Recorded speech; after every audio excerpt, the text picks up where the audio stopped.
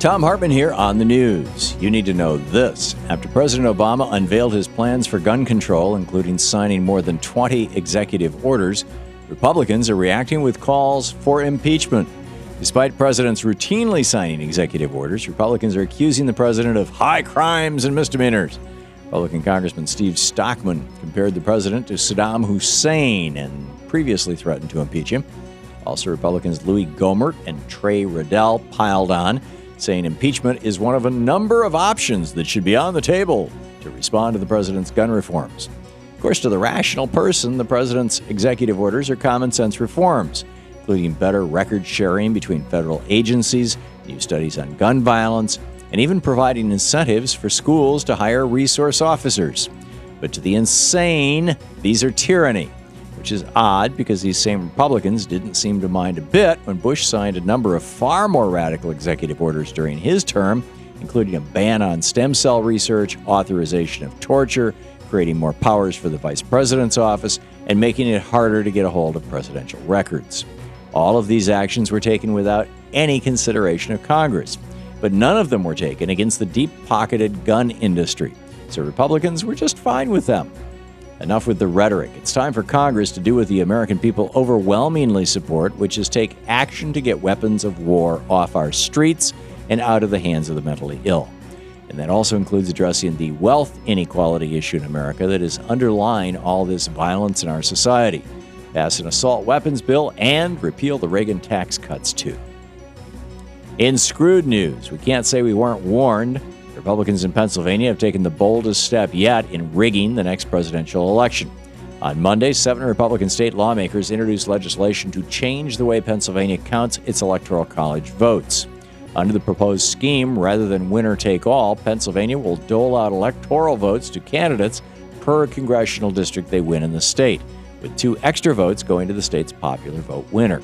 This is a huge benefit to Republicans, who are now in control of these traditionally blue states and have gerrymandered the congressional districts to carve out a bunch of safe seats for Republicans while dividing Democratic strongholds.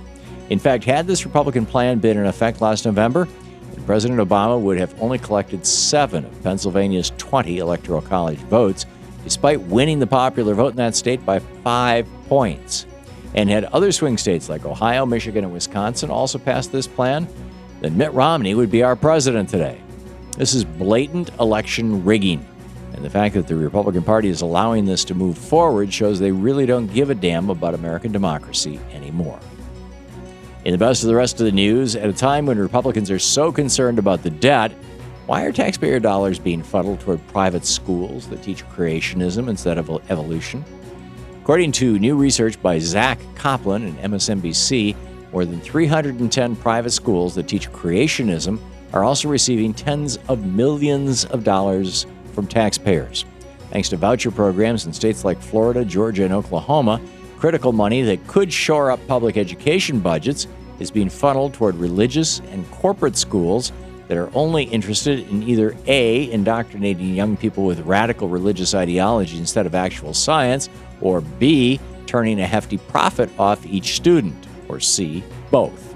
One school in Oklahoma receiving taxpayer dollars is called Life Christian Academy, and it advertises that life science class will, quote, lead the student to recognize that God created all living things and that these living things are fearfully and wonderfully made, end quote.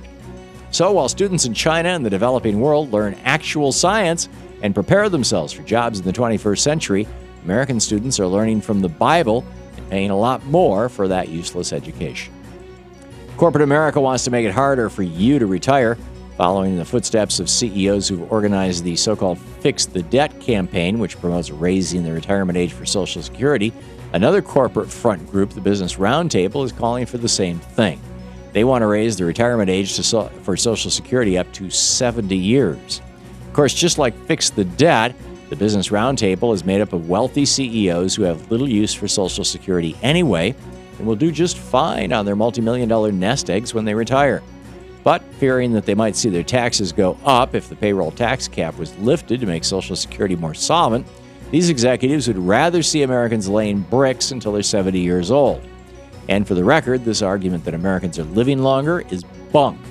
While the wealthy who work non-physical jobs like banksters are indeed living longer, the working people in physical jobs have seen very few gains in average life expectancy.